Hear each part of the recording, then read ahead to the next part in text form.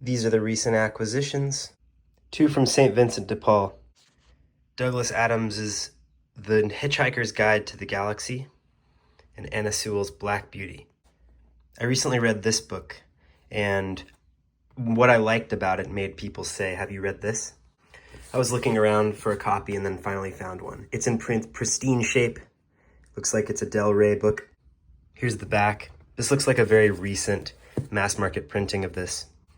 I think this guy on the front is like from the original art or something, or at least in that style. Yeah, this is from 2005 or so.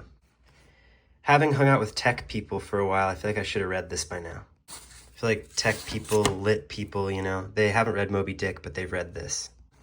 Even though everyone is screaming at them to read Moby Dick. 216 pages and no sign of any annotations, and I got this for $2. Also for $2, Black Beauty by Anna Sewell in this very strange edition. You can see that it's credited to Puffin plus Pantone. Let's get some light on this spine so you can see it. This is what caught my eye. It looks like it's advertising a particular black or some particular grays. On the back, there's nothing about the book. It's like about how this picture of a black cover is going to inspire you. It's very curious, and it was also $2, and I had to get it. And it's also literature written for young people or historically read by young people is often the best stuff. This is, when I saw that it was first published in 1877, I had to get it. Of course, I'd heard of it. Also, the contents looked promising. The Man in the High Castle by Philip K. Dick. Now we're in a section of this hall that I call the other St. Vinny's section.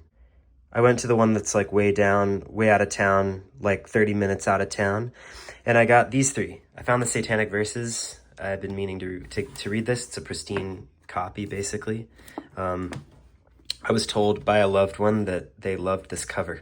Representative sentence: the habit of power, its timbre, its posture, its way of being with others. It is a disease, Bilal, infecting all who come too near it. That seems pretty good. Speaking of power corrupting you, The Love of the Last Tycoon. These were all like $1, by the way. This was like maybe $2. But The Love of the Last Tycoon. I'm a Fitzgerald head. I'm a Fitzgerald fan. I think he's like one of the best writers ever.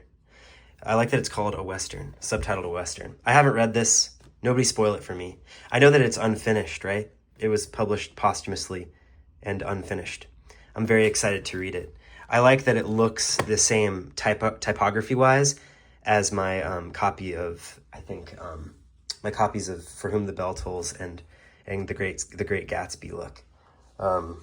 It really looks exactly like the copy of, in terms of how the inside looks, it really looks the same as my copy of For Whom the Bell Tolls. And it's like that Scribner thing. All these ones that have Scribner paperback fiction where it looks like that, they all kind of look like that on the inside. Isn't this exciting? Isn't it so exciting, And then also kind of along the lines of things that I was inspired to get because I read this, I found this Philip K. Dick book, and it is a hardcover book.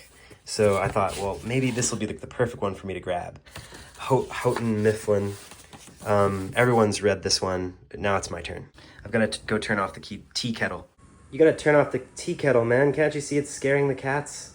The last portion of this book haul is called Books That Augie Gave Me. Or no, the second to last portion. The Nino Quiche by Henry Bean. One of these McNally editions. Apparently, there was an extra lying around, so here I am. I was told that the title of this book has nothing to do with what the book has in store, and what the contents of the book, and what I've heard about the plot of the book makes me feel like I'm gonna really like it because it feels like it's got kind of like a Jean Rhys quality. And then this Rebecca West book that I'd never heard of from that same kind of haul, really beautifully done, And there's a lineage here because the design of all of these books was done by Peter Mendelssohn, or like Peter Mendelssohn at least like got the ball rolling, and you all know that Peter Mendelssohn's like my favorite designer. So if I can't get to Black Lamb and Grey Falcon, first, then I'll get to Radio Treason first.